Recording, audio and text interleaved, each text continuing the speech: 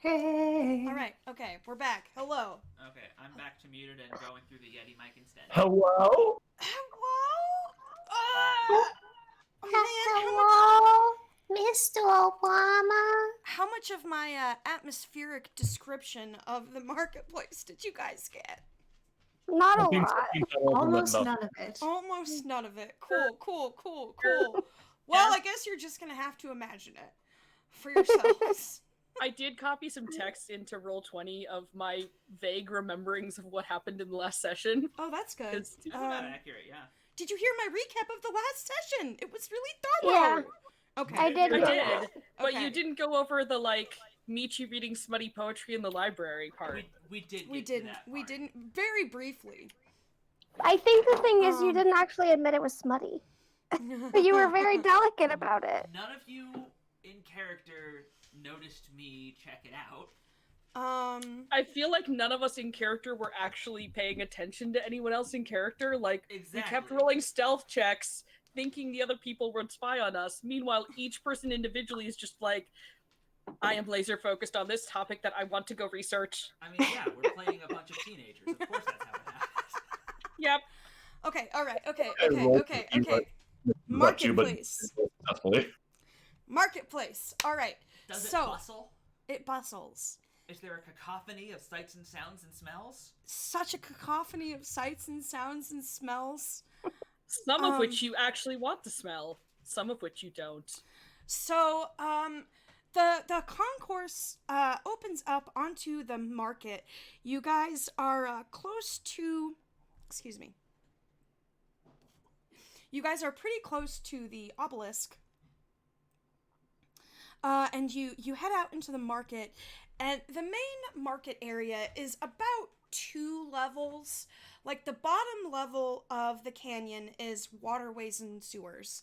And the layer above that is usually used for storage. The next story is mostly the actual market stalls and marketplace, and then usually the dwellings are the top floor. Does that make sense? Mm-hmm. The walkways are very, mostly made of wood, some metal, made of really all kinds of things, reinforced, and, they look dangerous, but people are bustling, running back and forth. One of the most noticeable places is fairly near to the obelisk. There are 2 shops facing each other. They're one on each side of the canyon. Dita, What's she doing? she's sticking her paw in my water cup, which is bad enough, and then she's flicking it everywhere. She's helping. Ew. Goodbye, water cup. The storage space in these 2 shops is more open. It's like an open 2-story area, and one half is blacksmith and leatherworking, and on the other side is a glassmith and stone cutter. There are twin dwarves, very famous characters in this city, run these 2 workshops. Their names are Omlif and Unawe. Those are good names. Mashed potatoes for that one. You can thank mashed potatoes for those names. The food or a person? A person? I have a friend who's basically a goofy / fantasy name generator, and I'm just like, hey, name these things, and he just fucking keyboard smashes, and I don't know, it's incredible. He helps me with a lot of my campaigns.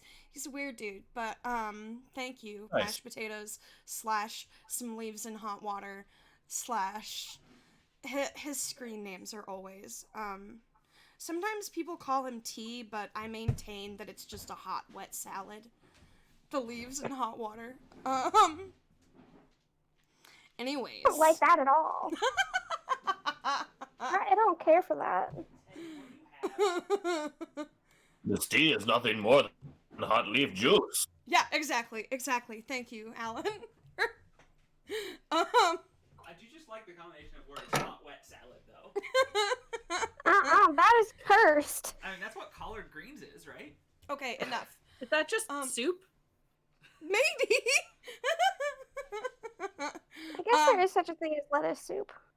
Anyways, thank you. Lettuce. Oh, goddamn. It's supposed to be good. Anyways, okay. So, thank you, some leaves and hot water, for all of the inspiration and help you give me when I build my campaigns. Hey, quick aside, C had to step out for a moment to take a call. Oh, okay. But I'm still here. Okay, well, I'm just gonna keep going a little bit. So you have these two very large, very obvious shops close to the obelisk. Obviously, they've been there a long time. These are two very elderly dwarves, dark skin, covered in wrinkles, best friends, twins, and, a friendly, not rivalry, but like, what am I looking for? Yeah, and they do different things, so those are the first shops you'll see. And then, as the canyon, slopes gradually down to the dock area, you see dozens of shops. Some that have obviously been carved into the rock and been there for generations. And then weird half-floating stalls built, like out of whatever. There's food stalls, a lot of food that's, able to be eaten with your hands, potato dumplings, and, sort of fish on skewers, and... I want one of those. I'm hungry. I haven't eaten in... When was our last session? I haven't eaten in like a month.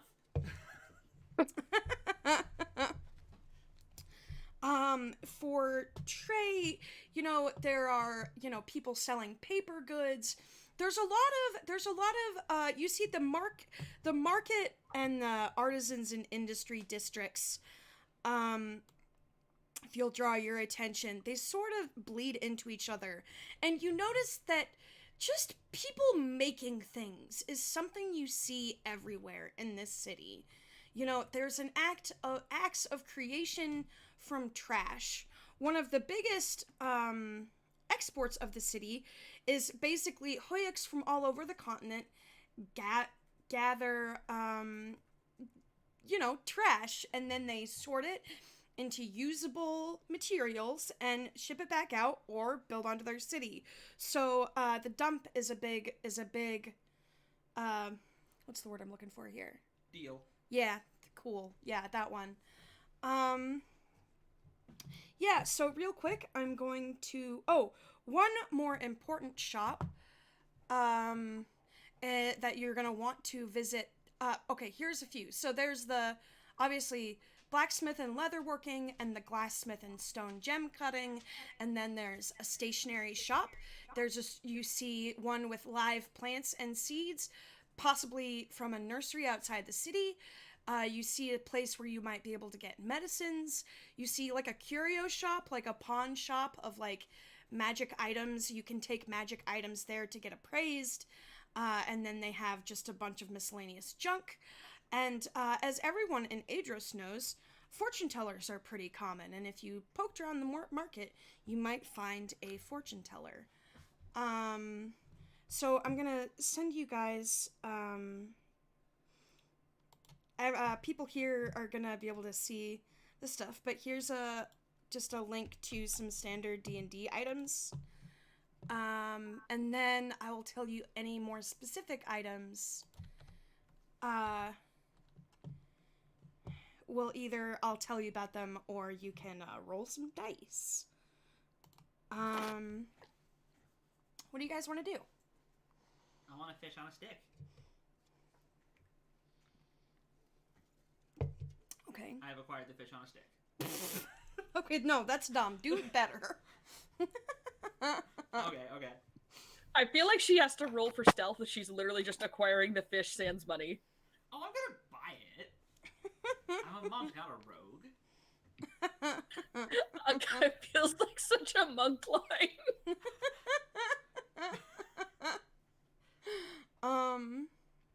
Yeah, just, role play that out a little bit more. Right. Yeah, I think Michi does sort of walk up to the fish stall a little bit. She puts on sort of a like a shy, contrite air. Okay, the fish stall, I will say, it's closer to the docks, and it is one of those sort of, semi-floating, like, it is not a carved into the canyon, very established shop. You found, like, someone built a fucking tiny-ass grill, like, in the middle of the bridges and walkway systems, because there's a walkway on either side, and then there's, like, bridges, and so there's places where they're, like in a mall. Yeah, mall kiosks. I grew up in Downcliff. I'm used to shady stalls. Yeah. So yeah, I walk up to the to the vendor and put on my best, like, kind of pathetic looking big eyes. Mm-hmm. And I'm like, sort of look at the fish and sigh conspicuously. Coincidentally, the shop seller is also a tabaxi. He is black and white, and he just looks fucking old as shit. This guy could be 200 years old, and he just fucking squints at you. And I'm gonna roll myself a d20. I'm just gonna roll with an actual dice. Just because I want to see.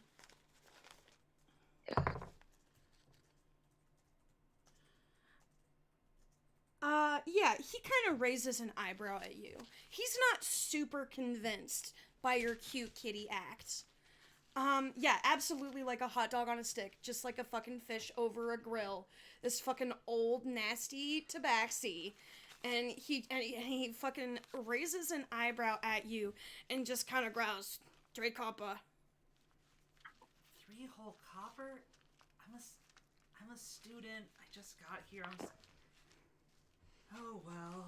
And she starts to slink away. And I'm gonna roll a persuasion check. Okay, yeah. For pathetic. Yeah.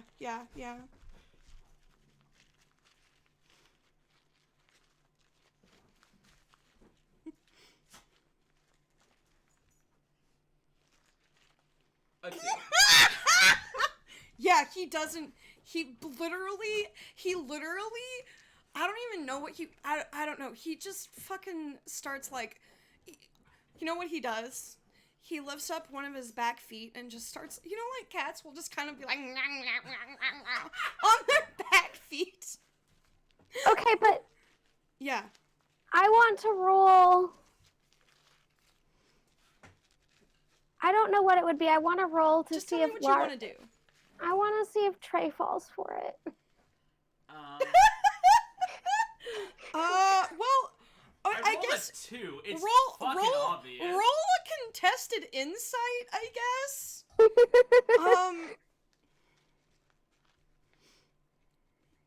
Okay.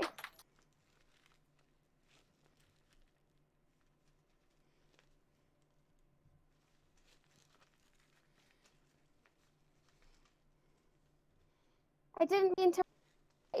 Well, Either no matter what, you beat the 2. Literally, the only way is if Trey got. Because what Trey knows perfectly fucking well is that you guys had lunch at the cafeteria like 2 hours ago. Like, you guys had lunch before you went to the library. Like, Michi is not starving. Yeah. And, like... So Michi sort of looks back over her shoulder to see if it's working, and so obviously not. She just drops the act and is like... and just walks back over, slaps 3 copper down, and just snags a fish off the grill. Yeah, he smirks. He smirks and grabs the copper. And just You're a hard-ass uncle. Aside that tabaxi call each other familiar terms. Yeah. And he just kind of, he gives you a fucking deadpan expression and goes back to, like, gnawing on his foot. Like, anyways, what are the rest of you guys doing? I'm just gonna roll on my own over here for how delicious it actually is to see if this was even worth it. Oh, it's fucking delicious. You don't get to decide that. Oh, okay. There's some kind of spice blend on there that is like, it is, okay, here's what I will say. It tastes like home to you. It tastes... See, I'm just imagining it tastes like the toe jam from him chewing his foot so close to the food all day. Maybe, but it's delicious. Cooking. Yeah, maybe, but it's delicious. Delicious cat feet. Okay, what... I'm gonna go back and give him another 2 copper after I realize how good it is. He, I think he says, like, you know, he finally gives you a smile and says, well met, cousin. Come back when you next need a snack. Like, he's amused. He sees you. And I trot off to rejoin the group. Okay, yeah, what are you guys doing?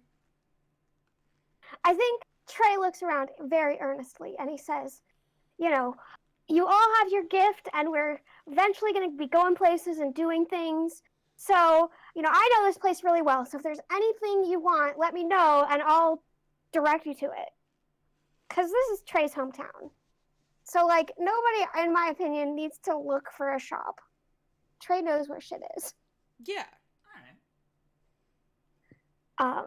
And he says, I am here today to guide you to wherever you need to go. And he's just super earnest. Yeah. Like I don't know what kind of animation, SD animation would go along with that, but something does. Yeah, I feel you. Anyways, yeah.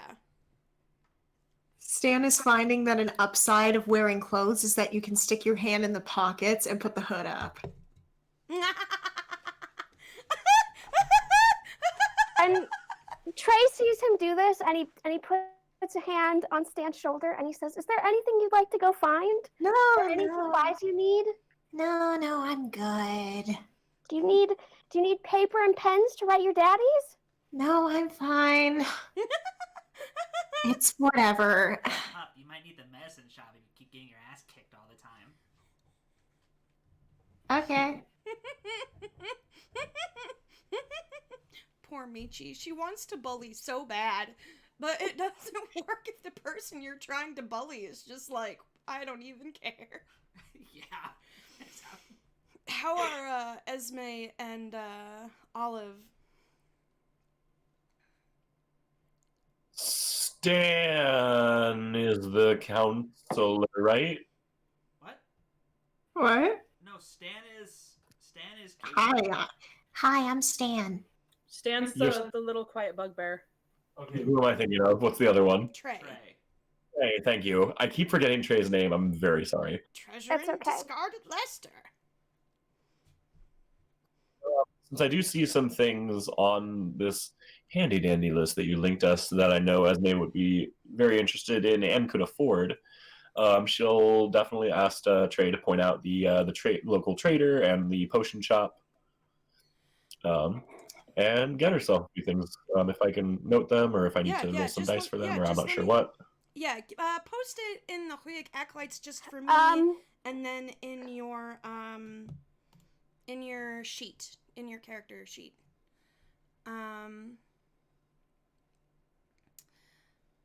Yeah, and we'll say you stop by the sort of the biggest sort of general merchant, and then you go to the medicine and salve store, which is run by a middle-aged seagull anomalous woman who is sort of tall and beefy, and she is right next door to another stall with a sign that says Honey Pot Nursery, which has all sorts of alive plants and potted things, and a plant store.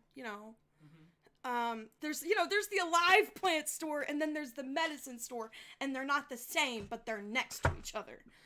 Oh, I just realized I can't. By a live plant store, do you mean nursery? Yes. Well, the nursery is like outside the city, and they come into town like several times a week. But anyways, yes, that one, a nursery.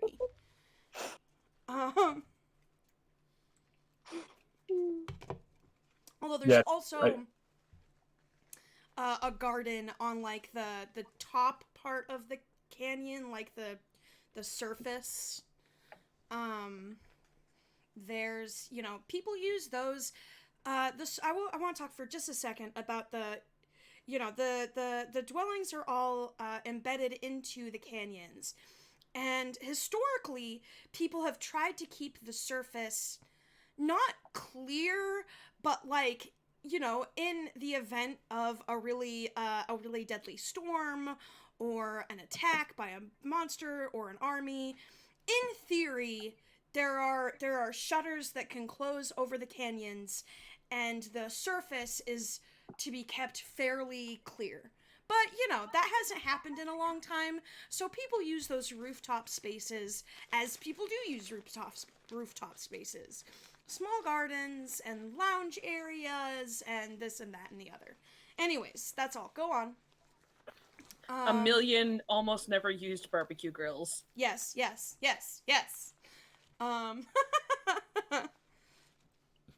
Some fucking plastic kiddie pools. No, there's no plastic, as far as you know. Yeah, anyways.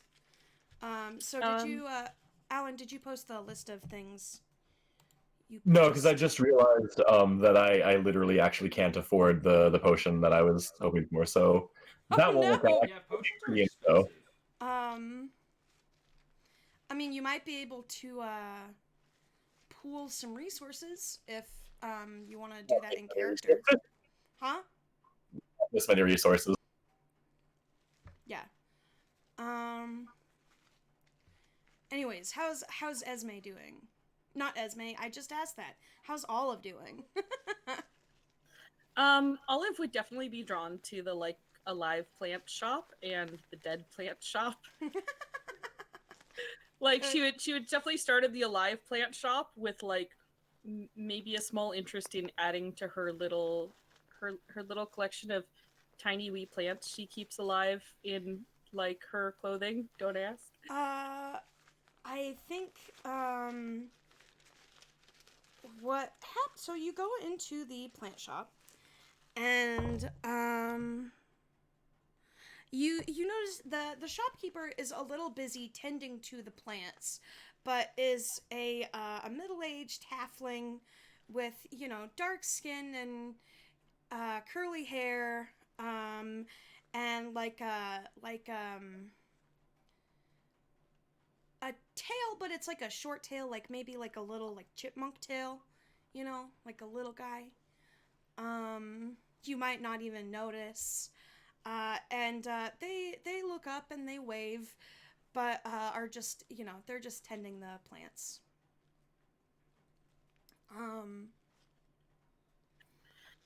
Yeah, like Olive wouldn't have like a really specific idea when she goes in there. She'd just be kind of on the lookout for a plant that looks like small and portable and kind of like tingles her like druidy senses of like a plant that seems like it would be useful. Yeah, I think you can find like small potted plant for, you know, 5 or 10 copper. Let's say 10 copper.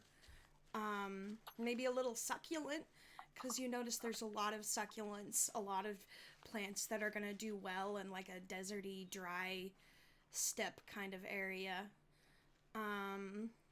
You know, and the shopkeeper's really friendly. She smiles and nope, he smiles and says, well met, I'm Bevic Honeypot. You know, my family's run this nursery for generations. My children will probably run it after me. Just sort of, you know, inane chatter. Yeah. Olive asks her, what plants are special to this region? Her eyes light up, and she says,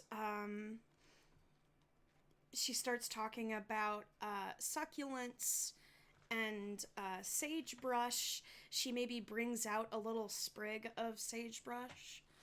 You know what I mean by that, right? Like, you guys are from Seattle. Yeah, you know sagebrush is kind of almost like a juniper, but a little more dry and craggy. Yeah. Yeah.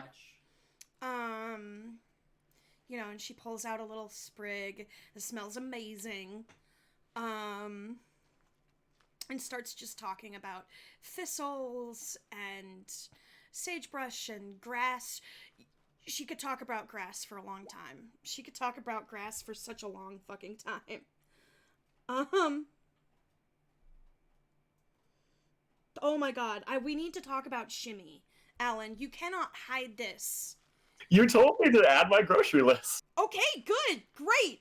You buy an alive chicken named Shimmy.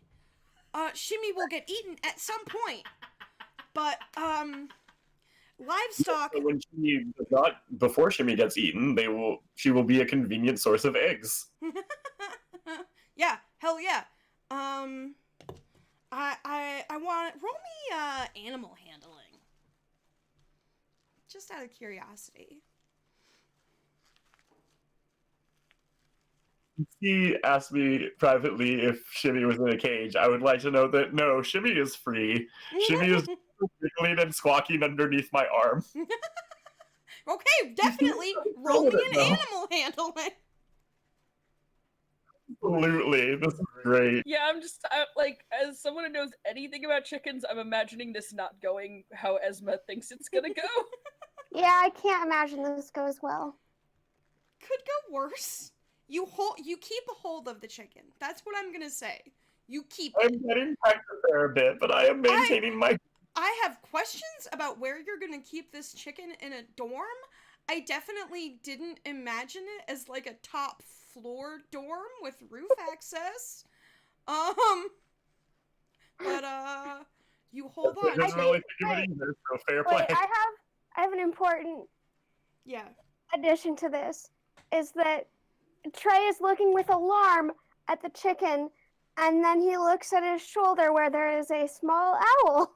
And he looks from the chicken to the owl. From the chicken to the owl. He's not sure he has a lot of ground to stand on to say she cannot have a chicken. Also, we're eating. But after a minute, he says very sternly, "You may not eat the chicken. That chicken is bigger than you."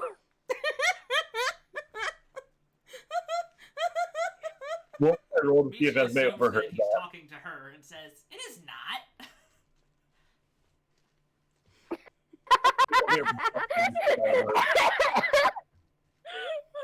What were you saying, And Alan? then, Hold on. I was seeing what I would roll to see if I had overheard that.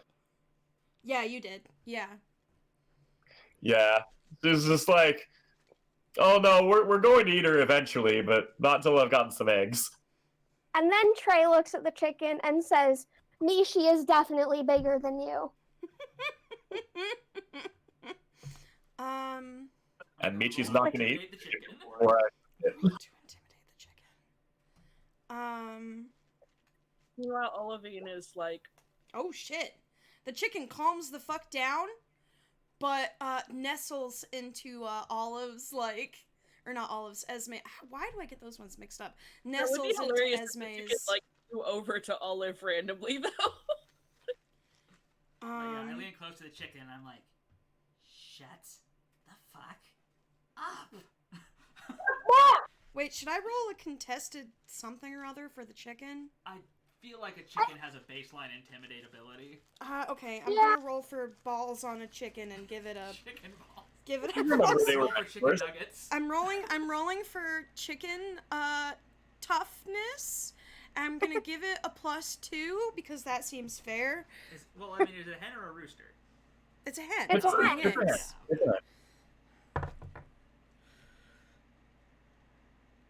That is a 17. So you're matched. Imagine the anime sparks between you and this chicken. Like. Trey looks at the owl again and says, "No, they're definitely both bigger than you."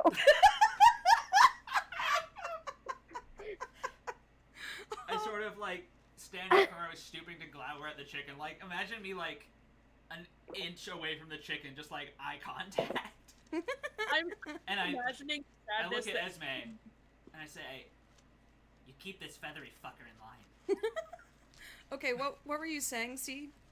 I was just saying the sadness that Michi can't even intimidate a chicken. Chickens, I think. Yeah, Alex? I was gonna say, having met chickens, I think that's fair. Yeah. Yeah. And, I mean, she didn't not roll well. The chicken just doesn't give a fuck. Chickens, remember they were dinosaurs. But also, I think Trey is gonna turn to Esme and go, I guess if you can work out how to keep it, you can have it, but and he's very concerned. We feed you, you know that, right? You're not gonna need food, we will feed you. We have a whole stipend for feeding you. It's only gonna lay 1 egg a day. You can buy eggs. You can buy eggs pretty much anywhere we go. And then he says, I just don't know if feeding the chicken is going to be worth the egg. As I'm gonna say, as DM, let Esme have the chicken. Trey isn't saying she can't. He's just saying that. Yeah, no. He just has concerns, and now also is concerned about what Esme thinks the Acolyte ship is going to be like.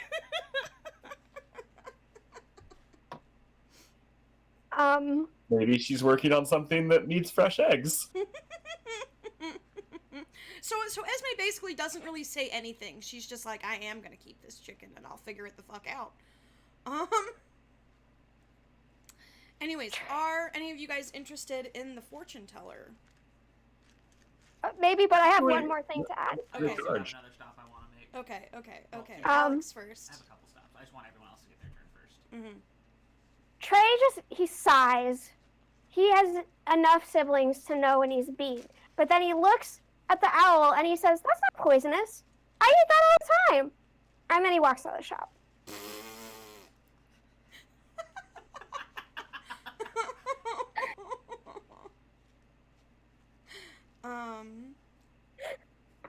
Anyone else have any So Trey's going crazy, huh? Apparently. The rest of the group, just into the silence of the shop after Trey walks out. I assume we're all kind of in the same general area at this point. Yeah. Olive's looking at plants. Olive's looking at plants. Olive is finding new plant babies. How much does the fortune teller charge? I am curious. We'll find and ask.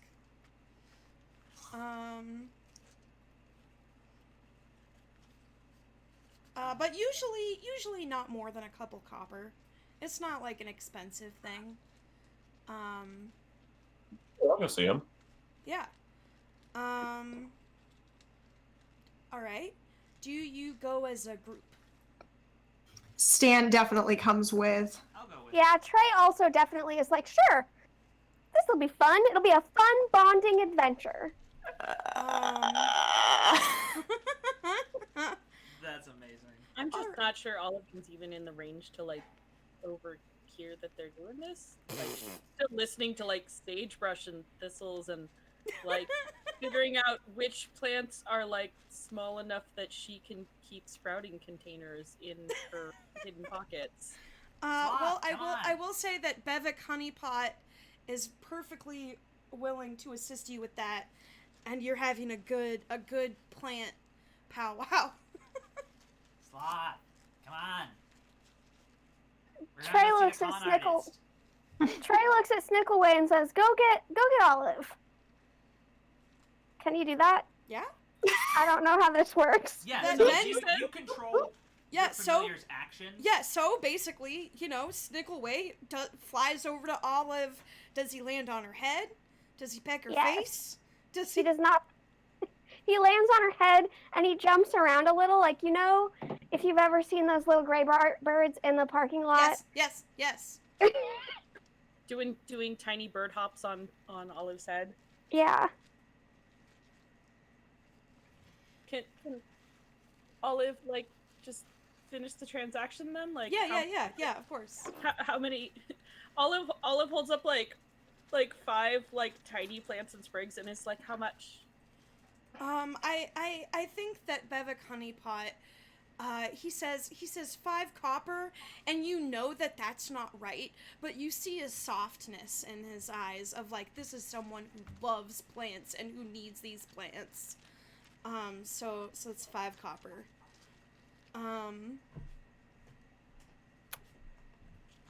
She Trey? takes out like 25 copper, thinking it's 5 copper each. Bevik Honeypot laughs and pushes away. He says, "No, 5 copper for all, 1 copper each. Those are yours now. You love them. Take them with my blessing."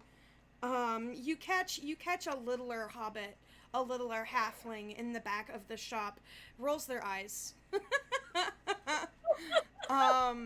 Just a little bit like, oh my god. So yeah, you make your way through the market, and you find the fortune teller, tucked into a quiet nook, carved into the rock, fairly low down, in the general scheme of things. It's a very tall, elven-looking person, sort of ambiguous age and gender, white hair, and very wide, luminescent, like lilac eyes. And they are, they have these long, elegant hands, and they're idly shuffling a deck of fortune cards, and they smile at your group when you pass by, and they say, oh, this looks like a group with an interesting tangle of destiny about you. Come get your fortunes read. Stan looks hopeful for a second, but then it becomes crestfallen and angsty once again. And they say, I will do individual readings for each of you, of course, but I see that you're a group, a unit, and I would also do a group reading. As their long fingers shuffle the deck, and they say, Huyuk, spirits, forces of nature, what advice do you have for these, pilgrims on their journey to greathood? And they slowly, so that the backs are up, they deal 3 cards, and slowly they flip them over. And the first card is, okay, these are tarot, by the way. These are actual tarot, so you can look this up. Might want to write it down. And the first card the fortune teller draws is the moon. And they smile and they say, things are, the moonlight always plays tricks on us. Its mystery makes shadows out of the tiniest things. Nothing is as it seems in the moonlight. And then they draw another card, and it's the Knight of Wands. And they say, here is someone with great boldness, great adventuring spirit, who maybe isn't looking where they're leaping. And the last card they draw is the 7 of Swords. And they say, they frown at this, and they say, here is another card that smells of deception, of things not being what they seem. And they shake their head and say, be wary, travelers. Be wary of what you see and what you feel. And then they sort of, they shuffle the cards back into the deck, and they look up and say, "That was free. That was just for you because I felt guided to do so. It's 1 copper for each of you if you would like an individual fortune." Stan definitely steps forward and so they've been playing with a couple copper in their hoodie pocket. Yeah. And they gingerly sit it down on the table. They draw a card and they look up at Stan and down the card, and it's the 5 of Cups. And they say, so yeah, Casey knows their tarot because they know exactly what the 5 of Cups means.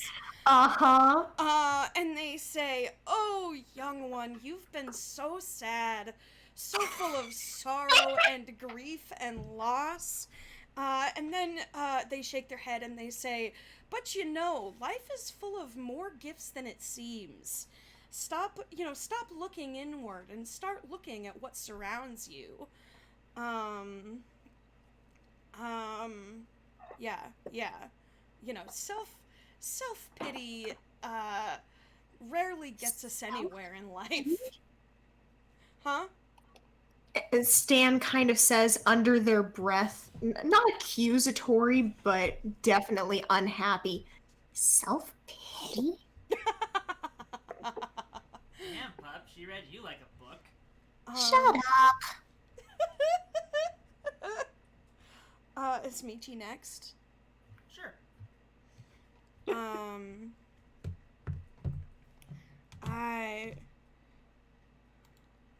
Just give me 1 second. This tab where people can't see it.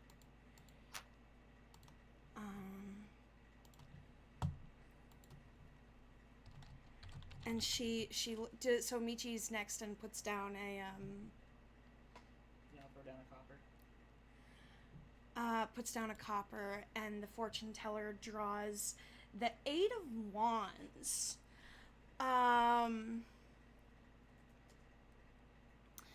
And says,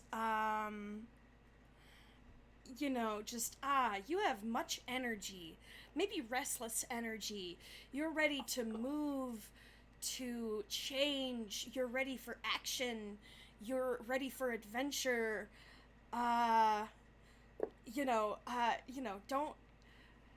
Don't forget to be cautious, but take confidence in your, dynamic spirit.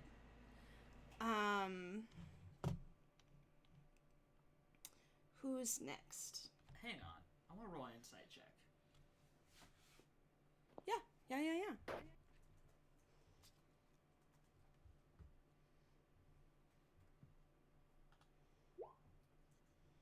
It's a fortune teller.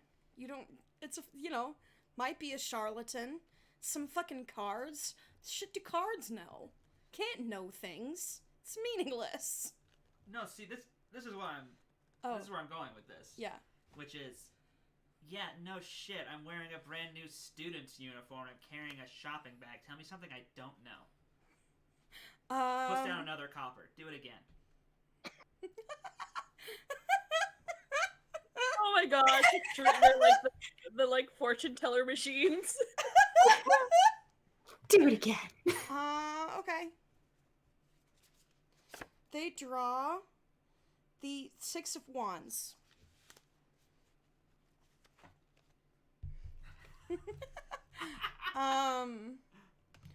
Which is, and they look at it again, and they say, "Wands again. You have such confidence, such a feel for success if only you could grasp it. You have control in your life. Wands are the element of fire, the element of control, the element of action in the realm of the physical. Anyways, and then she says, "Take this one, who's next?" Quick question. Are you actually drawing from a deck? Do you have one on you? Yes, I have one on me. The reading, okay, so I picked a card for each of the characters last night. So the first readings were all deliberate on my part. When Michi asked for a second one, I just drew a damn card. Like, fine, if you want to be like that, then, but for everyone else, I picked the cards deliberately. Cool. Keep the one you had already drawn for Esme, but you're gonna want to draw a random one for the shit I'm about to pull. Okay. Please. Esme plunks down 2 copper, and she's like, 2 readings, please. One for me, one for this one. Jerks her head towards Shimmy. Okay, the fortune teller squints at the chicken. And the fortune teller squints at the chicken, and then don't have fortunes. Maybe this one does. And she draws one, and she says, "For you." And she flips the card over, and it is the Queen of Swords. For me or chicken? For you. Okay. And the Queen of Swords is she says, you're very independent, aren't you? You do what you want when you want. But I see a clear, unbiased judgment and a directness.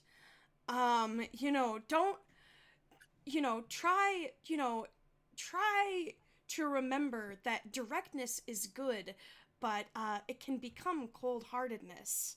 And then she looks at the chicken again, and she shakes her head, and she draws a card, and it is the 5 of Swords. Oh no.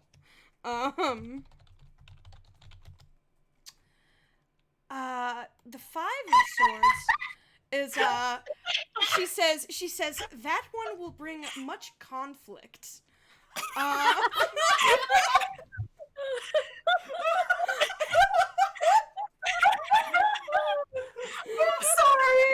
sorry, but I do need to say this out loud. One of the most common visuals for the fucking 5 of Swords is a skull on a sword. Yeah, that's definitely the visual. It's just, like, that's not the that's like one of the anyways. So yeah, she fucking squints at the chicken, like,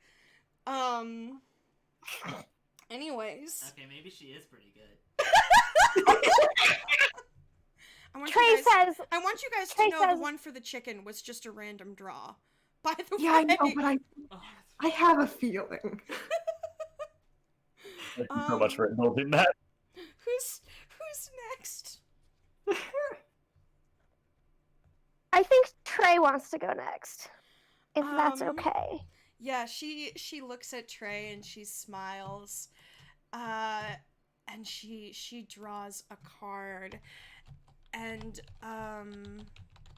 the card she draws for Trey is the 3 of coins, the 3 of pentacles, and she says, you have your job cut out for you, creating a team out of this group. You have to create teamwork and collaboration. You have to teach them while also learning yourself. There's a big job ahead of you. So yes, the 3 of coins. Trey does not say no shit, but he's thinking it. And then he says, yeah. And then he says, will you draw one for my familiar? Yeah, and she draws the tower. No, no, She says no. No, for your familiar, she draws the 8 of wands. Again? Oh yeah, fuck. Michi makes eye contact with Snick Away. Yeah, the 8 of wands again. And she laughs and says, I sense kindred spirits here. Michi bristles, tail swishing angrily. That was also an accident, by the way. I love it.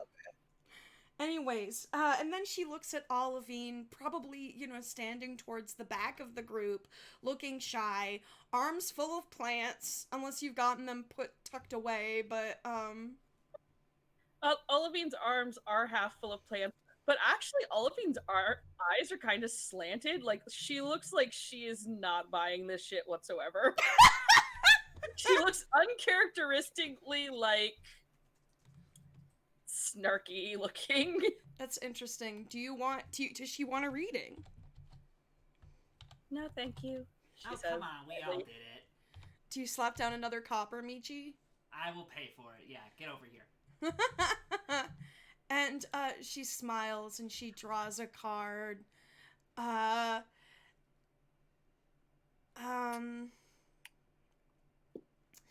And she looks, and it is the Seven of Cups.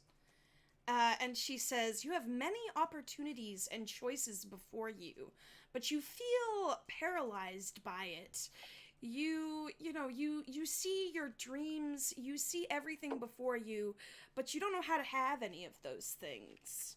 And she says, don't miss the opportunities in front of you. Anyways. Okay, I want to roll a because Olivine is just like gonna call this like. Well, you want to roll? In my mind, she basically came from a group that's halfway between like Romani and like migrant farmers. Yeah. So, like I'm imagining like a perception. Wait, because isn't the farm her parents run like an old big farm? Yeah, but no, it's like they were never in the same place. They kept moving and trying to start farms and like getting chased out by one group or another. Okay. Yeah. She has that's why I gave her the it's not migrant, but I don't remember what it's like, the wanderer background or something. Yeah. But okay, I gotcha. Yeah. Anyways, what do you want to roll? Insight? Yeah, Olivine just rolls her eyes and is like, "Oh yes, person who comes into fortune teller is going to have lots of choices and wanting help with them. Goodness, that is such a hard question to make." Okay, so you roll insight? Michi's impressed. Yeah, just whatever roll to like get Olivine's message across of I don't believe you. I have seen a cousin do this sham before. I don't think you need to roll for that. Yeah, no, I don't think you need to roll for that either. Okay. Sorry. Aaron gave me a look like, who's DMing here? Yeah. And the fortune teller has seen it a million times before, and she just laughs gently and smiles at you and shuffles her deck. And as you guys are talking to the fortune teller, and Olive is, making a stank face at her, from the bustling crowd, you hear a yell of, Uncle Trey! And sprinting towards you come two small children, not too small, maybe 8 or 9. A girl who is an anomalous bat folk. She just looks like a little bat, but also a little girl. So it's a Dora bat. It's a Dora bat. And behind her comes running just a sort of golden yellow with sort of black spots lizard folk child. And the little girl, comes hurtling towards Trey, and basically, how kids will basically just like run into your legs in a hug, just and she hurtles and she collides with your legs, and she looks up at you, and of course, these are 2 Lester cousins, one of the many Lester cousins. Hold on, let me move my notes around again. And Trey, you know that the Batgirl is named Lafreppy, and the lizard boy. What? I hate that. Lafreppy? Why? obviously he's not going to call her La Freppy. No. Nobody in their Trey's family goes by their full name. No, I think you call her, I don't know, what do you Frep. call her? Y'all let you... He calls her Frep. He says, Frep, who let you out of prison? And he's got his hands on his hips. She sort of giggles, like a little bit softly, and you know that the lizard folk boy is named Somfreru. I assume you call him Psalm. I was gonna call him Rue. Oh yeah, okay, yeah, I like that. Frep and Rue. And she laughs. And she says, Uncle Trey, I've never been in prison. I'm very good. I've never stolen anything, unlike some people I could name. And she immediately launches into this story about how she doesn't know who, but someone has stolen her bag of marbles. And marbles is a really common game in Aedros. And, we think of marbles as like glass marbles, but really in Aedros, as long as it is marble-sized and spherical, roughly, you can play marbles with it. So, there's ones made of clay and ones made of stone and some made of glass, often, sort of poorer quality glass. And this is a game that basically all children in Aedros know and play. And, different regions have different rules and variations, but so she looks up at you and she starts saying, somebody stole my marbles, and I had it, the dwarven glass shooter marble, and that one's, it's not like, the ones made by... here in town, it's from actual denosumab. It's actual real dwarven glass, and it's so valuable, and my grampy gave it to me, and it's my favorite thing, and someone stole it, and I don't know where it is, and she bursts into noisy tears. So Trey gasps, and it seems theatrical, but he's like legitimately shocked. He's like, oh my god, someone stole your marbles. Oh yeah, what no, this is the kind of thing that it seems trivial, but also it's not the sort of thing that happens here. Yeah, no, he's genuinely like appalled, shocked and appalled, but he's doing it very loudly. Yeah, if you want a marble that somebody else has, you play for it. Yes. That is always how it's worked. It is sacred. Yes. Yeah. Anyways, go on.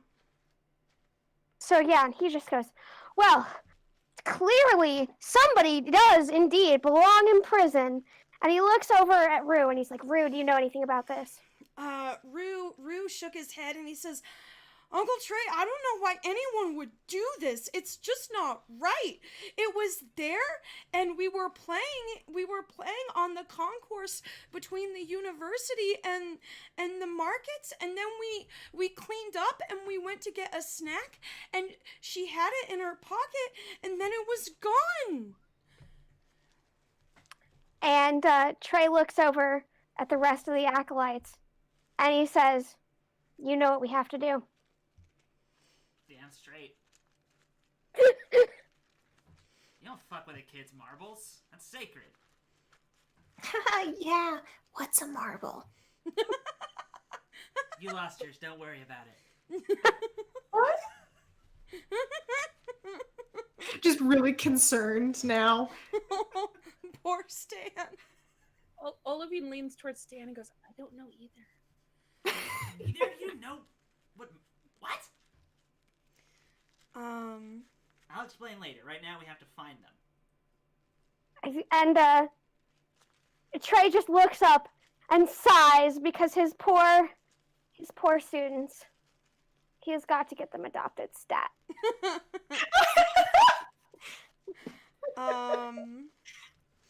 And Rue says, I don't know, maybe the market kids know something.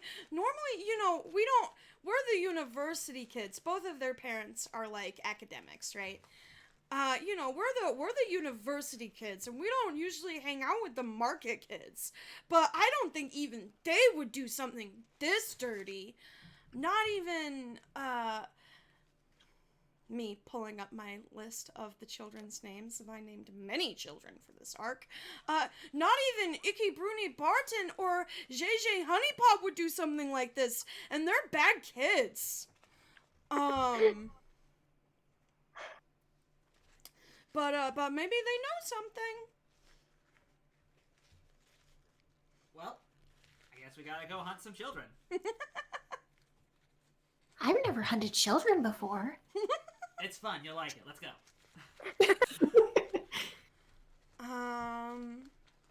Yeah. So where do you go first?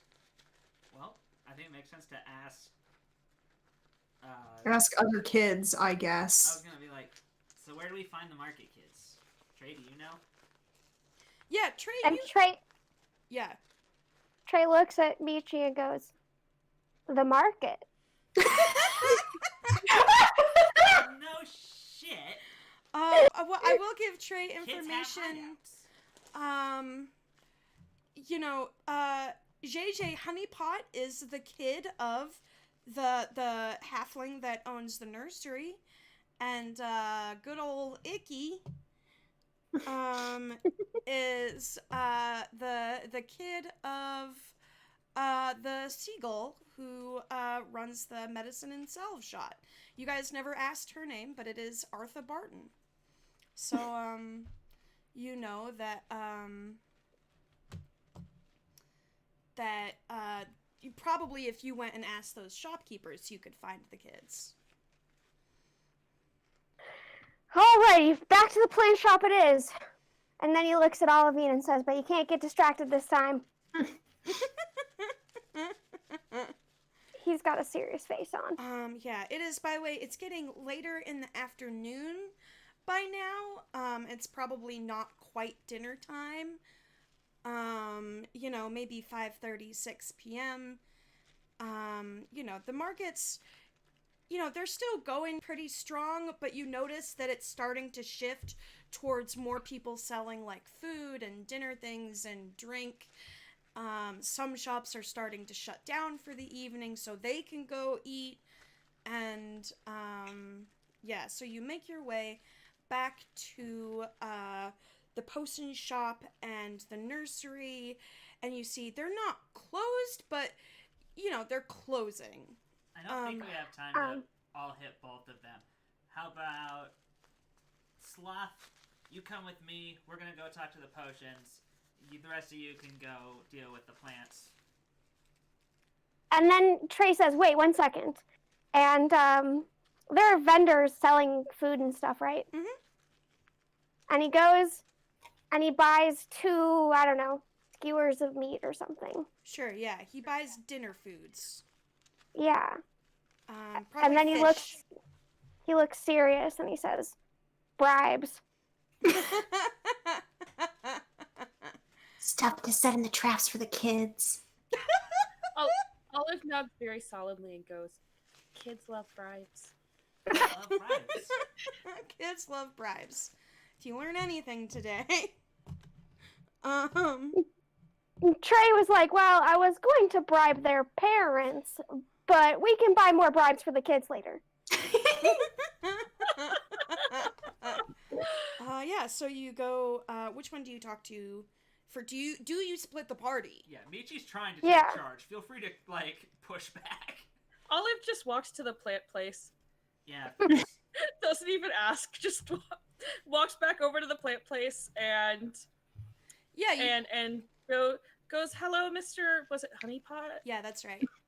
Mr. Bevic Honeypot. Yeah, go on. Sorry. I don't remember all the kids' names you listed off, but the one of them was Honeypot was his kid, right? Yeah. That was JJ. Yeah. I'll post all the names. But she just asks, we're looking for some marbles that went missing. We heard that your kid was with some of the people playing with the marbles. Do you know where your kid is at?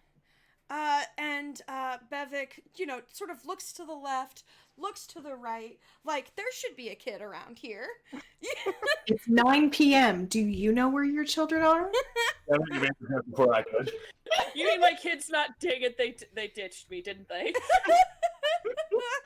But no, you see a smaller, very similar looking halfling with maybe a longer, poofier tail, but sort of helping to shut things down. Just sort of, being a kid, helping out. Bevic calls over, JJ, come here! And he comes trotting over and he looks at you guys and squints like the fuck adults. But then he looks around and he spots, he spots the two kids. And, he kind of makes a face like, oh, like university kids. And he's maybe a little older also. Maybe more like a preteen or a teen.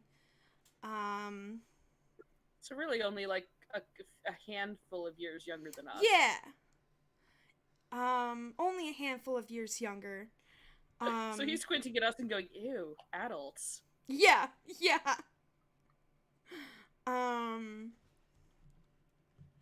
And Bevic says, "Did you steal any marbles? Do you know anything about marbles?" Trey jumps in at this point and says, well, I'm sure he didn't steal them. I can't imagine him doing that. He says, yeah, Pa, I never steal the marbles. I don't need to, because I win them. And Trey nods seriously and says, but somebody did steal them. And I just can't imagine who would do that.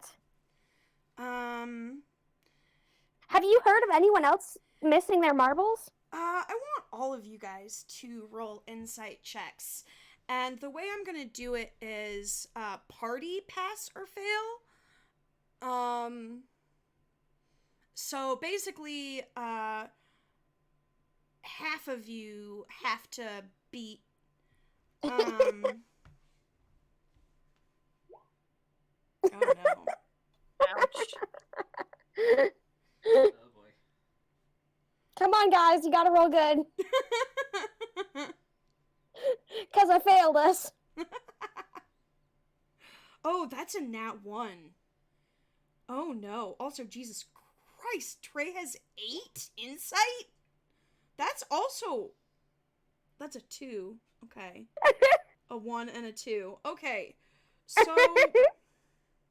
No, that's an 8. Plus, the 1 in there is the modifier.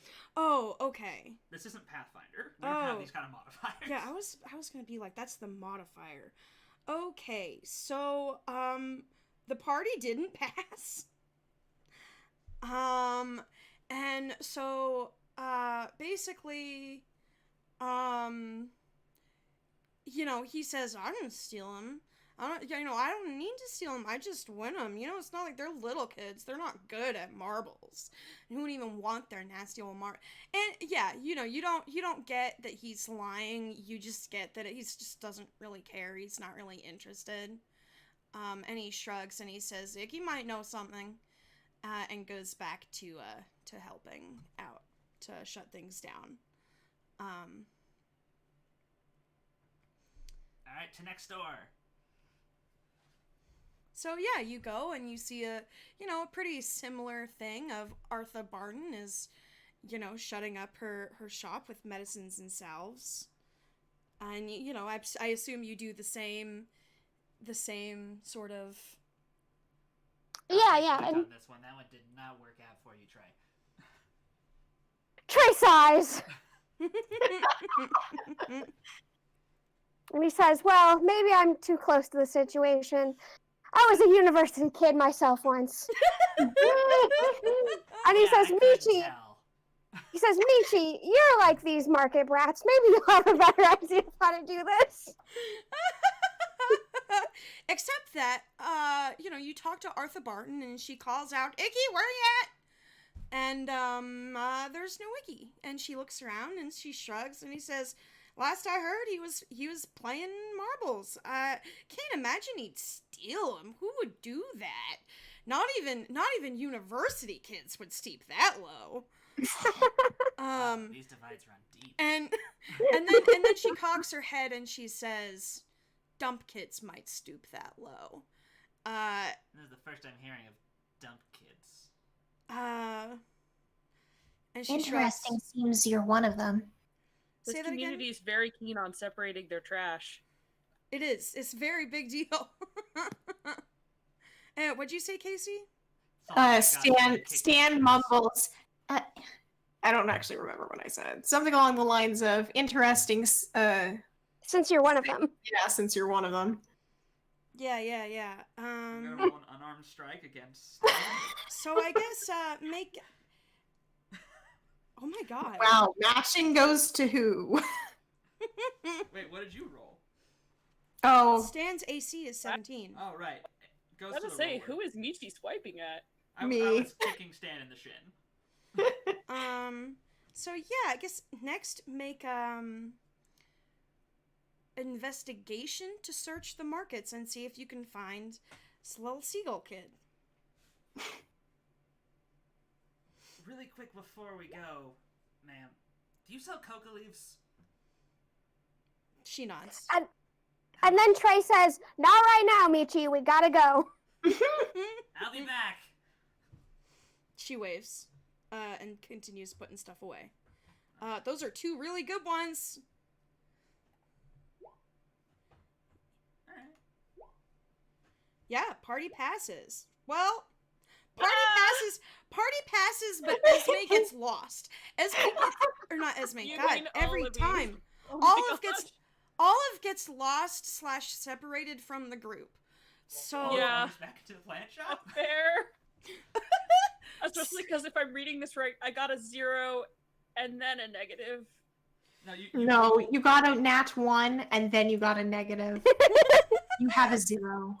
Oh, okay. yeah, makes so sense. Olive has been separated from the party, but the rest of you pretty quickly find and the place where you find Icky and a few other kids is, you see that's like the circle and there's like the outside part of the markets. You guys go in a little bit towards the university to that like concourse. It's like an indoor quad, but mostly like it's mostly like a road. There's not like shops and stuff here. It's mostly just Kind of an open area. yeah, and you do indeed find a group of kids kneeling on the ground playing marbles.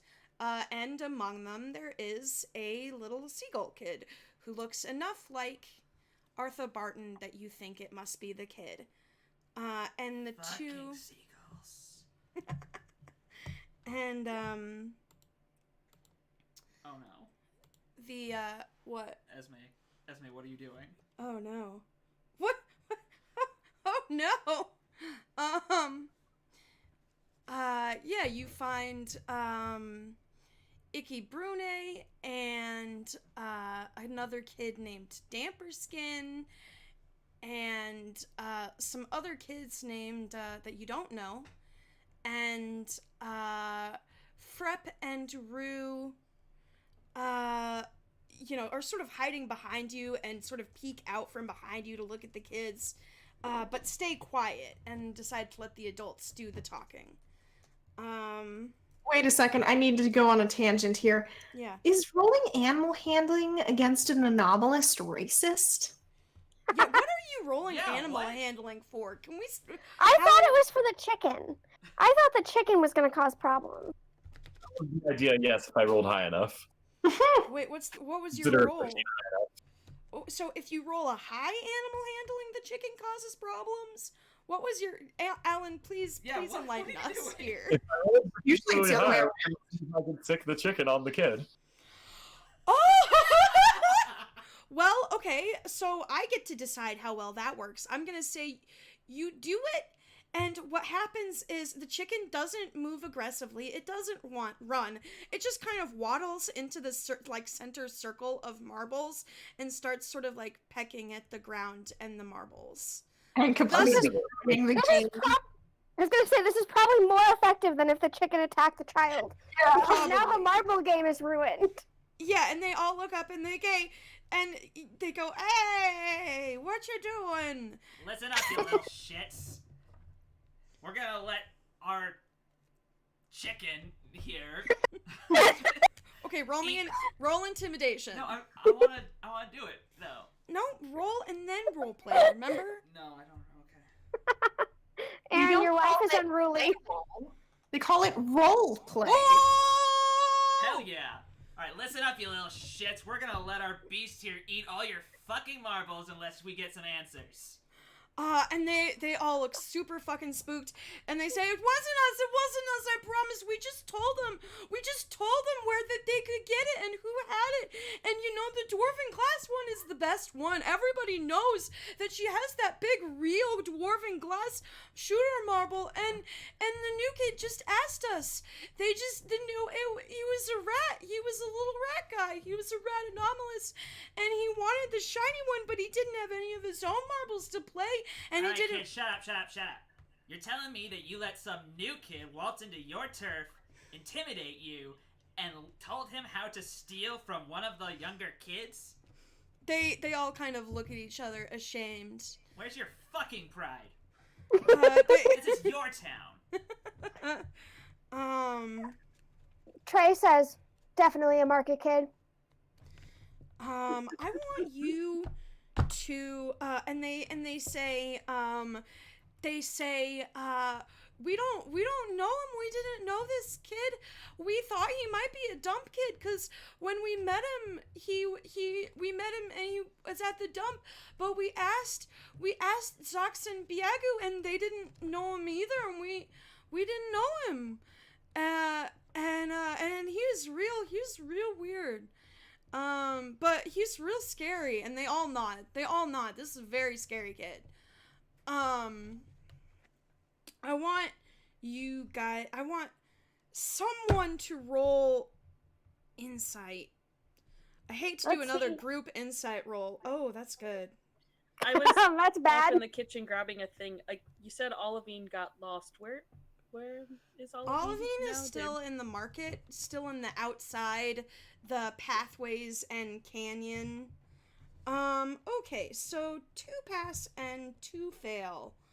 I'm gonna say that Michi and Esme, you both get a vague impression, not quite that there's something they're not telling you, but that there's just something not right about this whole situation. This isn't how it works.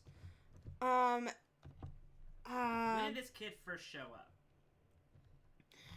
And they all look at each other and they say, month ago maybe? He wants to get all the shiniest things.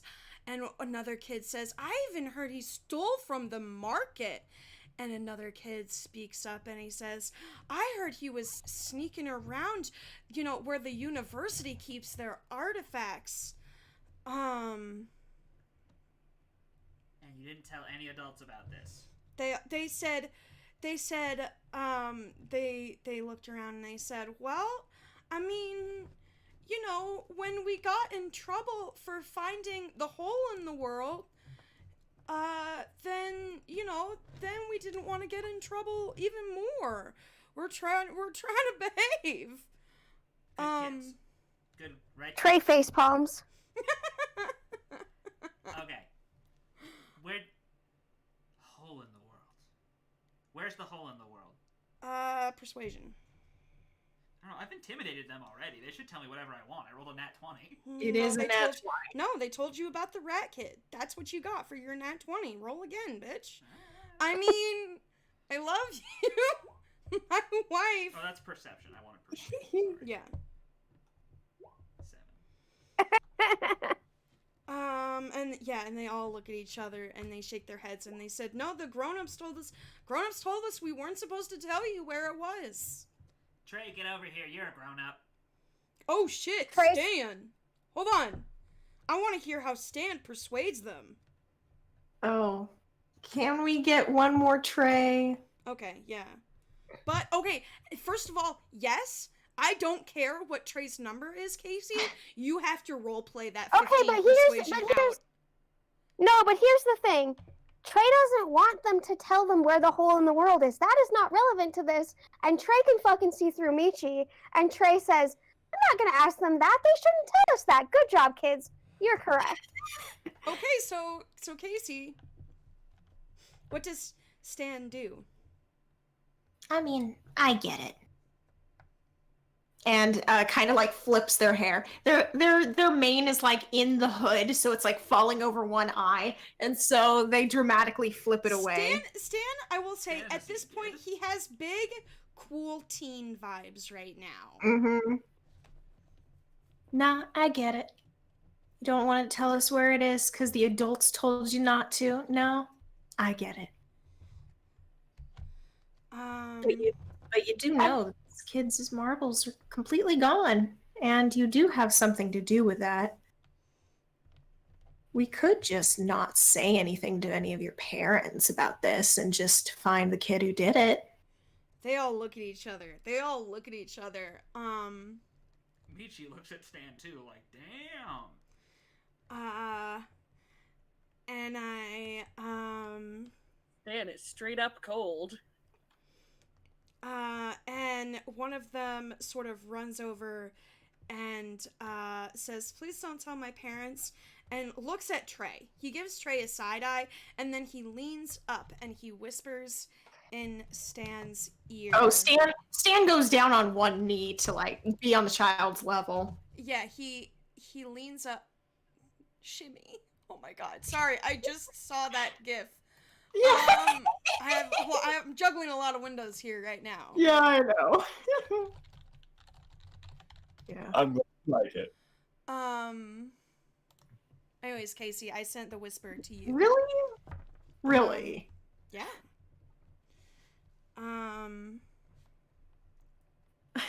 So yeah, I want all of you guys to roll me perception checks to see if you notice that you lost Olive.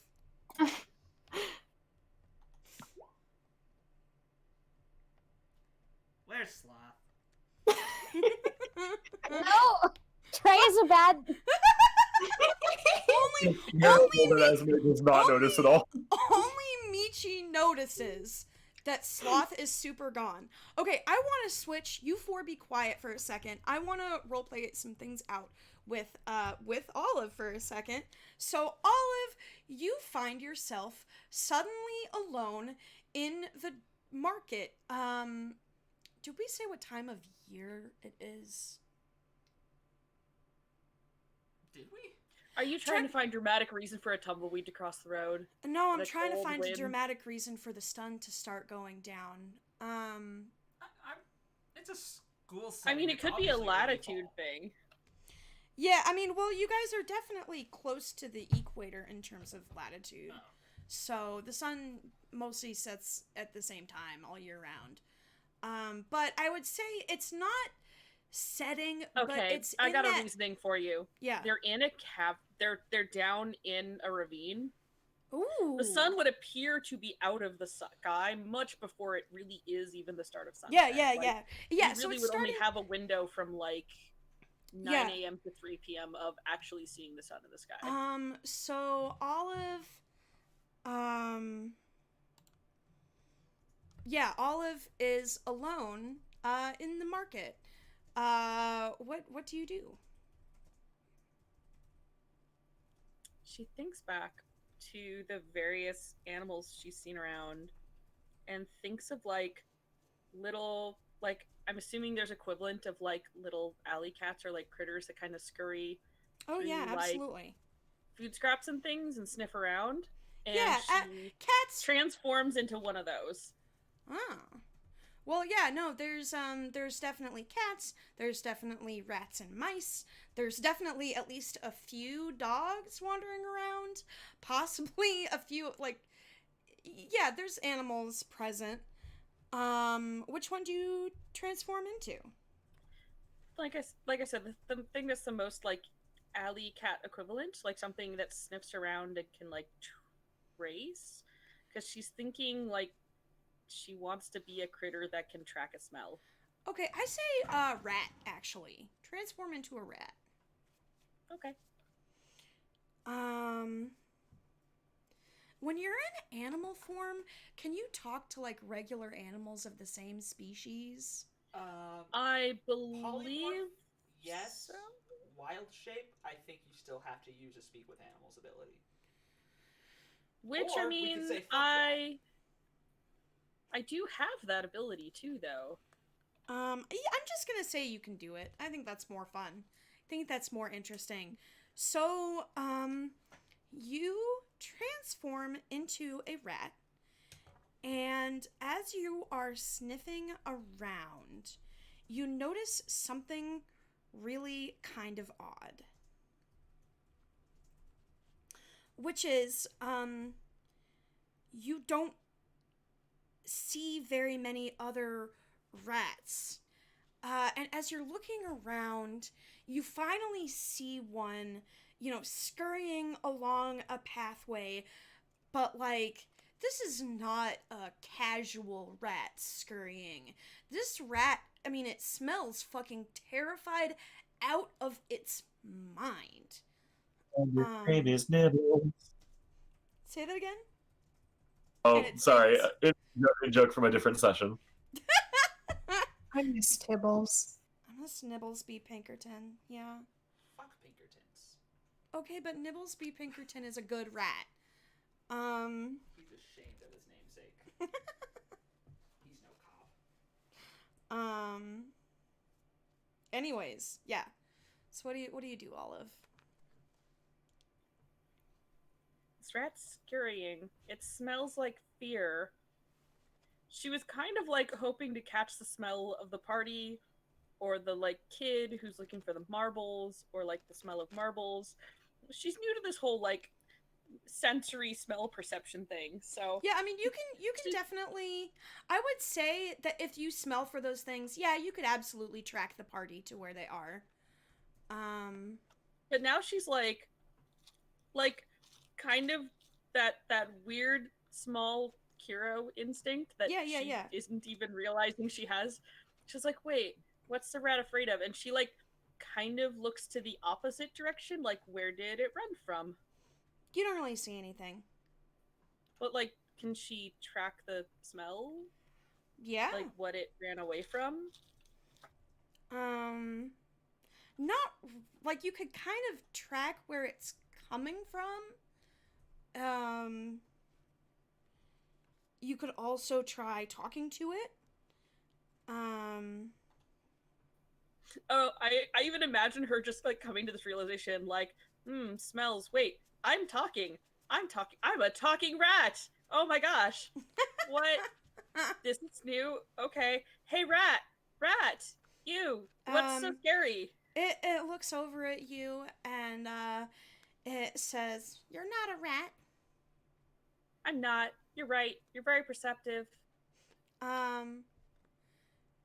It says, it sniffs you again. It says, "Well, even if you're not a rat, you gotta be real careful around here these days." Why's that? It looks around and it shakes its head and it says, there's a monster rat.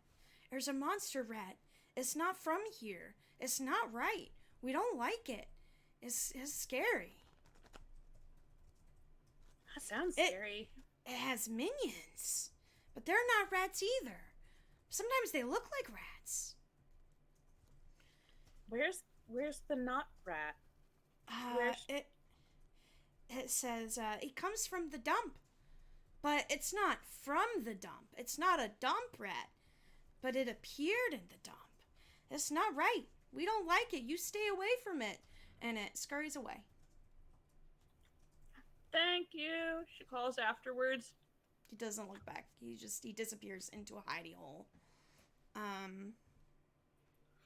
Now she's a bit wigged out. And now she's like doubling down on like, okay, where's party? Where are those? Yeah, where are all those weirdos I'm hanging out with? I think you can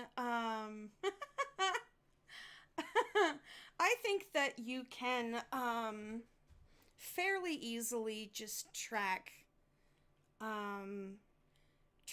back to where the party is.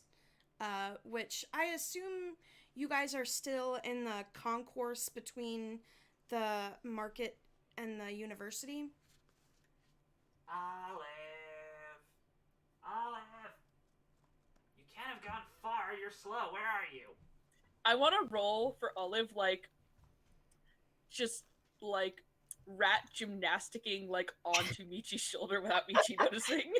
Yeah, I guess roll athletics? Rathletics. Rat.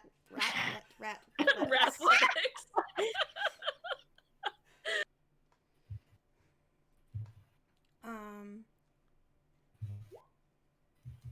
Oh no. You jump at Michi, but you don't get the height that you need, and you sort of land like at knee height. So I just like grab and cling to her pants in a weird spot. Yes. I think Michi sort of leans down and picks up the rat by the scruff and lifts it up and like, well, that's weird. You're a bold one. And it just like sets it down. Does Olive turn back into Sloth? Yeah, Olive doesn't have to stay a rat. I know, but Olive's like debating because I think she only can do this like once a day. Yeah. The rat kind of like circles in a little circle and then like sits there and makes a very unrat like pondering stance.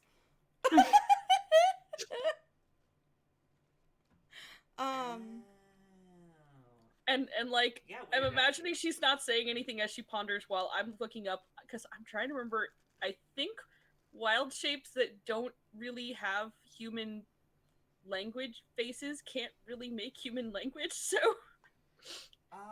the most you get is some like. Let's look up wild shape real quick. Just I mean, everyone knows that we play absolute Calvin Ball here. What are rules? I don't know the rules. I'm just making it up as I go. If a rat like was speaking English, it's so small. You'd have this tiny voice that's like,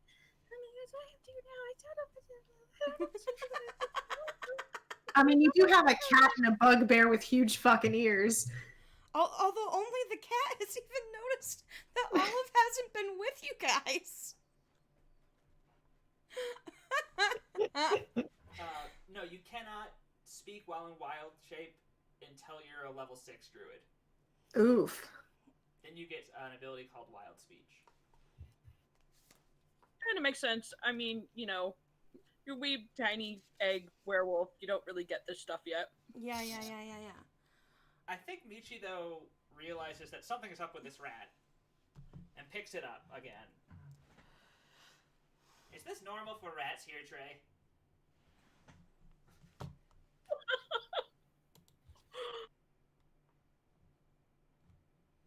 Trey, focus.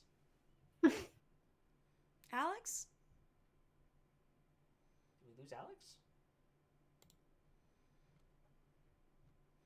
Alex, you're muted. We can't hear you. Oh.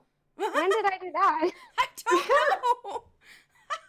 Yeah, so have you been saying anything since we switched over to... I haven't. I did it right when we were doing the special,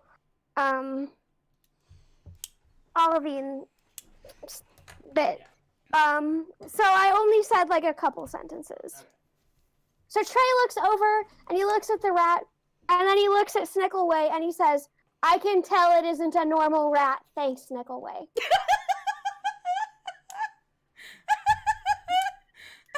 Snickleway. The rat gives out a very long sigh, and then boom, suddenly in the rat space there is a big old Olivine. I was definitely holding the rat when this happened. Yeah, you were. Can I make a dex check or something? Yeah. Make a dex check not to just end up in a heap. In a pile.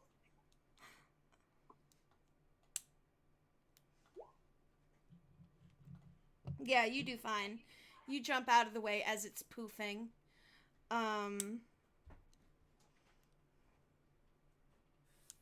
Can we take a 1 minute break or a 5 minute break? Do you guys need a break? I could use like a 15-minute break, to be honest, but would definitely be okay with a 1 or 5 minute break. And after that 15-minute break, what is our hard end point? Is 9:30 or 10, or is that? I mean, 9:30 9:30 would be about 45 minutes. Yeah. That'd be fine with me if we're done by like 9 p.m. Pacific, so that'd be 10 p.m. your time. That'd be fine with me. Okay, let's set that for end time then. Yeah. Okay. 10 p.m. our time, 9 p.m. okay. Your time. Let us take a quick break. Hello, viewers. Are you all still here? Who's all still in the chat? Let me just take a second. You guys go take your break. Let me just take a second to talk to chat. Hi, chat. You guys still here? You still listening? Are you interested? What's going on with you guys? Angus, what are you doing? No. He's not helping.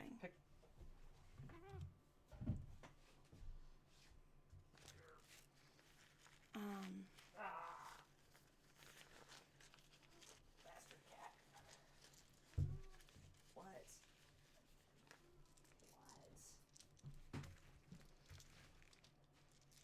Hi, hello, yes.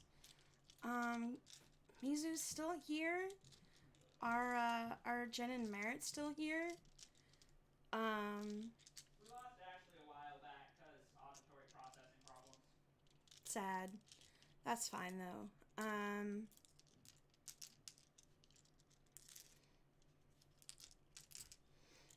Yeah, okay. I am also gonna take a break.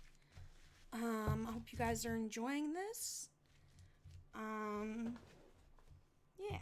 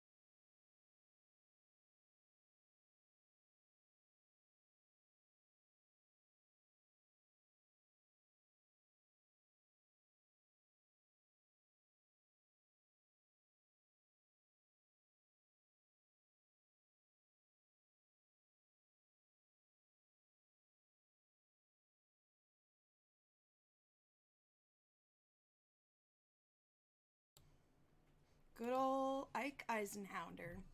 But what if it was for puppies? Then pepperoni. All right. San Francisco treat.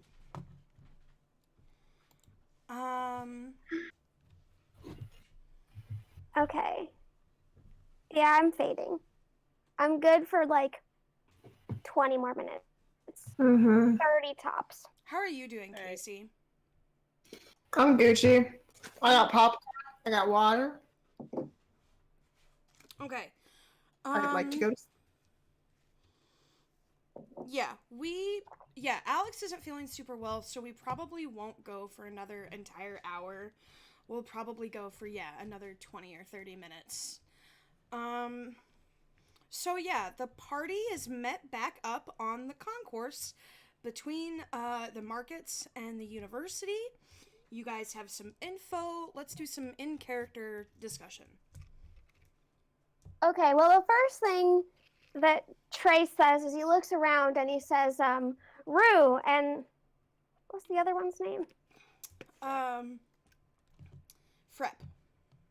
Rue, Frep, the sun's gone down. You gotta go home. I promise I'll come talk to you tomorrow. And Frep looks up at you and says, and you'll find my marbles, Uncle Trey? He's very serious, and he says yes. And she nods vigorously, and they run off towards the university to go find parents. Yeah, good call. And Olive is now back. Only Michi noticed she was missing. Anyway, glad you're back. Funny thing about you being a rat, we're actually looking for another one. I don't know when you dropped off, but we met some kids and... What the kid said was a rat anomalous. This was like a kid. It was like a person. Apparently he's sketchy as hell. Oh, yeah. Some bad rat in the dump. All the rats are really scared of it. They said it's not right, and it came out of the hole in the world. Well, Michi gives Trey a significant look. It appears we need to go find out about the hole in the world, Goody Two-Shoes. And wouldn't you know it, but I know exactly where to look, Trey. Trey sighs, and Trey knows that he should go tell Aunt Annie. But Trey also really wants to just go find the marbles. Well, okay, here's an out-of-character DM suggestion. You could write a note and send it to Aunt Annie with Sniggleway. That's a thing familiars can do. Wait, about what? We have some Hogswort-style, delivery owl in our party. Mm-hmm. Yeah. Wait, about what? About that something... That something has come through. Oh, okay. Hey, Mom, we're off to jump into another dimension. Won't be home for dinner. Bye. Aren't you a little young to be jumping through interdimensional portals? Yes, we are. Being young hasn't stopped us from doing any other crimes. Mm-hmm. Going through portals isn't a crime. I know crimes. I know crimes. Sniggleway and Fred are building interdimensional portals. Anyway.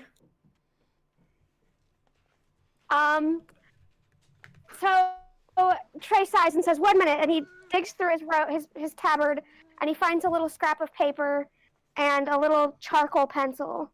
And he says, have heard that there is, that something has come through the portal. Did you know about this? Trey. It is notable that he does not say they are going to the portal and that they know where it is. Because Trey is not a snitch. Alright, okay, alright. Michi, on the other hand, says, oh god, you told them where to find us, didn't you? And Trey says, no, I wouldn't do that. Snitches get stitches, Michi. But if one thing has come through the portal, even if this little rat thing is harmless, it's probably not the only thing that's come through. They said it was lurking around the artifacts too, right? Doesn't sound very harmless to me. Note again and says, P.S. Heard it was looking for artifacts. Like callback snick away. Like it's not a very big scrap of paper, so that's all it can fit. And he searches through for some odds and ends and finds a little bit of twine. I'm tired. I changed my mind. You send the note. Great. Yeah. So yeah, you guys head towards the dump. You said you know where you're going. Lead the way, pup. You know it. Hey Trey, where's the dump? It's on the edge of town. Come on. I assume the dump's on the edge of town. Yeah. There's a note or not a note, a map in the Roll20. So you guys leave the concourse. You cross through the markets to the technically do of the training sessions in the dump, so we would have actually gone there. That wasn't actually in the jump. That was a part of the university that just had miscellaneous trash and items, but it wasn't the dump. Dump with a lowercase d instead of a capital D. Yeah, and those items were there on purpose as part of like learning terrain. Those weren't like discarded things. Those were like, help me out useful items. They were useful items you could use to solve puzzles. Yeah. Like the X-Men game. Because of course, the Huyuk don't really believe in garbage. Yeah, exactly. That's the exact thing. So yeah, you guys haven't been to the dump yet. You pass through the southeast concourse. You pass through the artisans district. You head down. You know, the dump is at the end of the southern crevasse, south crack, as I guess we're gonna call it. I'm still gonna write a dirty poem about that. Yeah, absolutely. Please do. You guys, you know, as you're going, there's fewer and fewer people. You guys are in sort of the lower part of the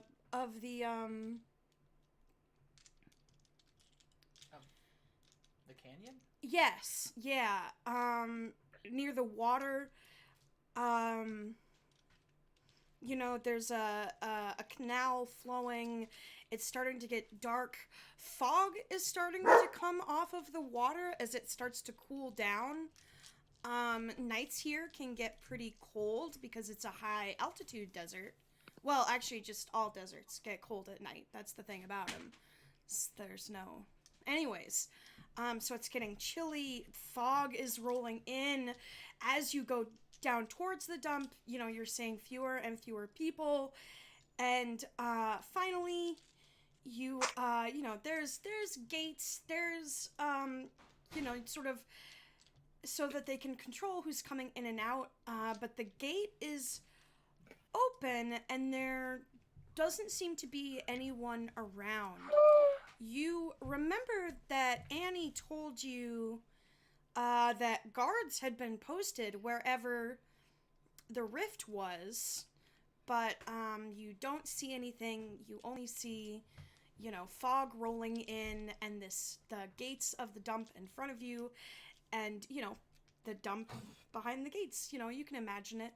Large piles of stuff, machines and things for sorting, stations, but it all looks pretty empty. I want to make a perception check. Yeah. And I want to activate Divine Sense. Nice. What does that do? Describe that to me. Basically, know the location of any celestial fiend or undead within 60 feet of you that is not behind total cover. Oh. That's handy. But what I'm looking for is I want to see if there's any signs of where the guards should have been. Like if there's like you know, a stool with like a half-drank cup or something. Yeah, there's definitely, you know, like a building guard station on one side that seems... What?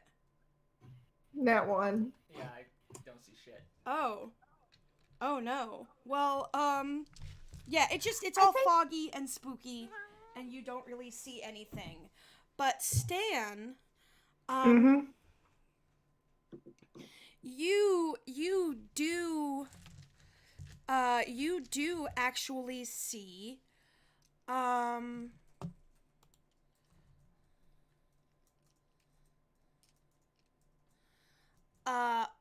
four, can you tell what type of energy it is, or do you just Yep. see... You know the type, celestial, fiend, or undead. You see 4 fiendish signatures in the dump. They look small. They look, you know, rat-sized. And you see 4 of those. Much far back into the dump. At least, you know, 60 to 120 feet away. Okay, that's good. I think Divine Sense only works up to 60 feet. Yeah, that's what I was saying. Oh, okay. Well, yeah, they're like 60 feet away. They're at the very edge of your perception. But you do sense 4 signatures. Does Stan tell the party? What are you guys doing? Yeah, Stan's just there and ears twitching, nose going, and opens their eyes and is like weird. I don't feel like describing it, but it's wrong. And they're like, okay, you guys, let's go. And kind of just flip the knife in their hand like a throwing knife, even though it is definitely not, and like scampers away and like kind of like shoots a look over their shoulder and like head waves the rest of the party to follow. But you don't tell them specifics. You're just like, all right, let's go. I mean, there's things there that are bad. Let's go. Oh, okay. I think Michi follows second. Olivine follows close behind. Behind Olive. Yeah, Alex? Can Trey roll an investigation check? Yeah, please do. I did bad, as has been the case tonight, continuously. Yeah, it's just foggy. It's getting dark. It's getting, you know, darker by the minute. And you don't see much. You don't see much more than a few feet in front of you. Which is why Stan is moving so quickly, because it was at the very edge of their perception and wants to make sure that they're on their tail before they get out of that range. I want everybody to roll me perception checks, actually. As you're moving into the dump. Are we keeping mine, or do I get to try again? Haha. You can try again. I love it when the dice support my narrative. Oh shit. Except for Michi, I guess. So as you guys venture further into the dump, you Michi, I think, is the only one. You know, your ears are swiveling to catch sounds. Stan and everyone else is... You know, Stan is focused and everybody else is focused on Stan. But Michi looks around and spots two crouched figures sort of on the inside of the dump, on the other side of, like, the... You know, there's the guard station, and then there's several buildings where, you know, the like, there's a lot of people who live all over the city and come to do jobs here, but there is a family who are like in charge of all the trash. What would that job be? What would that... The keep Garbage box. Trash town? Yeah, I don't know. Yeah? Trash master. The Trash Masters. Trash Master. So you see, a building where the Trash Masters live. And in the doorway of one of those buildings, Michi spots two crouched shadows of two children. They are they're human-ish looking. They look pretty ordinary, just two small kids crouched in the doorway. What is their what's their demeanor seem like? Are they afraid? They're watching? afraid. They're afraid. Okay. Guys, hold up. Stan, wait. And Michi's gonna sort of like gesture you guys wait here a second and approach the kids, also kind of crouching. And like, hands sort of out in front, like I'm not a threat. What's Trey, going on, guys? Trey, do you go also? Yes, Trey definitely follows behind. Okay, you know these kids. You recognize these kids. These are the children of the Trash Masters. These are the trash children. Zox and Biagu Oakley. Trey is, of course, going to call them Zox and Yo. Yeah.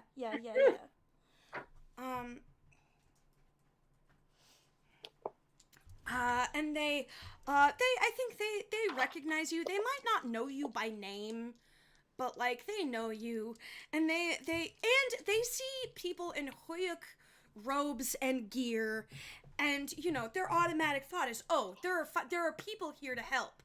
And they run up and they grab your robes, and they look up at you and they say, Me or Trey or both? I think Trey. I think they immediately gravitate to Trey because here is a familiar face.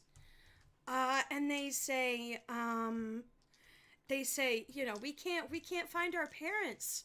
And there are Huyuk guards here to guard the secret thing that we don't talk about, and we don't see them either. And it's getting dark and we don't know where they are. And Trey looks at them and he says, How long has this been going on? They look at each other and they say, well, we got back from Huyuk school and they weren't here, but that's, we got back from Huyuk school and then we went to the markets to play. And when we got back for dinner time, we didn't see anybody at home and we're too scared to go look around in the rest of the dump. And Trey saw... Yeah, they nod. They've checked inside and they're not inside. Okay. What do your parents look like? Aaron. They look like humans. Okay. Sorry. No, Well, Trey knows what they look like. Yeah. Trey is familiar with them. their dad is a tall, skinny human man, and their mom is short, plump, orcish woman. How old do these kids look? Maybe 10 and 12. 10 and 12? Mm-hmm. Okay, Michi is going to hand the 12-year-old, the older-looking one, her dagger, and say, "Go inside. Don't Oh, let I was gonna... anybody in." No, wait. And then Trey says, "No, wait, Michi." And he says, "You keep the dagger, but I want you to leave the dump and go to the Huyuk temple and tell them what's happening." Yeah, they nod and take the dagger and run off. And the older one who took the dagger, she says, "Thank you," and clutches it sort of tight to her chest, sort of gingerly. Also, I'm having such a cat problem. What is his deal? He sounds so mad. You just want attention. I'm gonna give him more dry food. Michi says to Trey, "Are they gonna be safe on the way back?"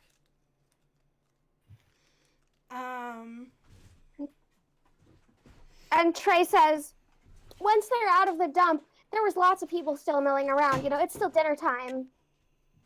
We didn't see anything funky outside of the dump. They should be okay.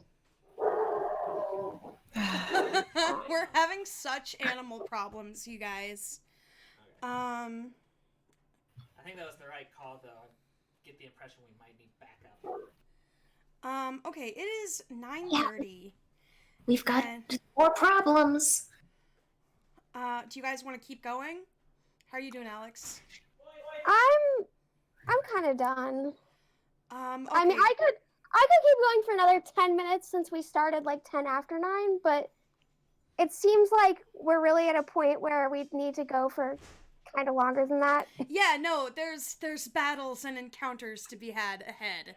So I think this is a pretty good place to stop for the night. I do want to have like just 30 seconds of like when we come back to the group.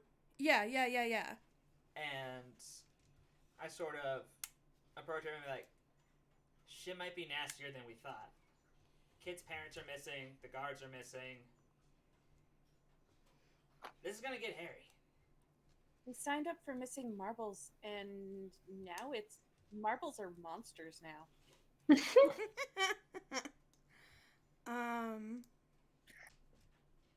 And Trey just says, missing marbles is serious business. I hate to say it, but he's got a point. Marbles not your lives. I love Michi and I are basically the only ones who actually had a normal childhood. Yeah. Well, in some ways. Nathan explosions of this metalocalypse. Don't get separated. Heads on a swivel. All right. Well, foggy dump, missing marbles, missing adults, strange things that are fiendish in nature that have appeared from a strange rift in the world.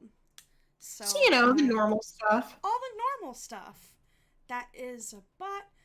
And yeah, we will call it there, I think. Thanks to everybody who is watching. Thank you to players for being such good sports. And I'm very excited for next time. Oh boy, guys. Oh geez. Oh man. All kinds of fun stuff's gonna happen next time.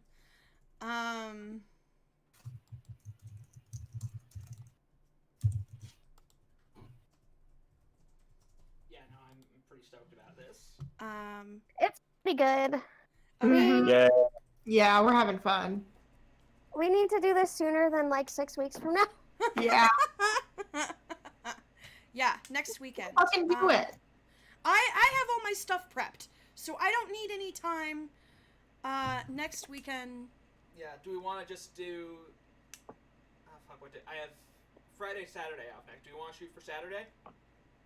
Yeah, it's good to me. Okay, then, yeah, we'll do this Saturday. Well, what about C and Alan? Oh, yeah. You mean like this coming Saturday? Yeah? Okay, I'll need to check. Alright. I already made plans for my friend that I was gonna do birthday stuff with her Friday and Saturday. For Friday Oh. and Saturday? Okay. Yeah, it's her birthday and she's staying over and we're gonna like cook a bunch of food and stuff. Oh, that's a... That'll be fun. Yeah. So then the week after that, Jamie has Thursday, Friday off, so maybe a week from Friday? We're talking the Hey, look at a calendar. 13th. That 13th I could do. 12th I have another plan with a friend. I think I can make the 13th work. Friday the 13th to go fight a bunch of rat thieves with a dog. Yeah, Yep. Friday the 13th. Yeah, okay. Friday the 13th. I'm gonna end the stream. Thanks everybody who came to watch.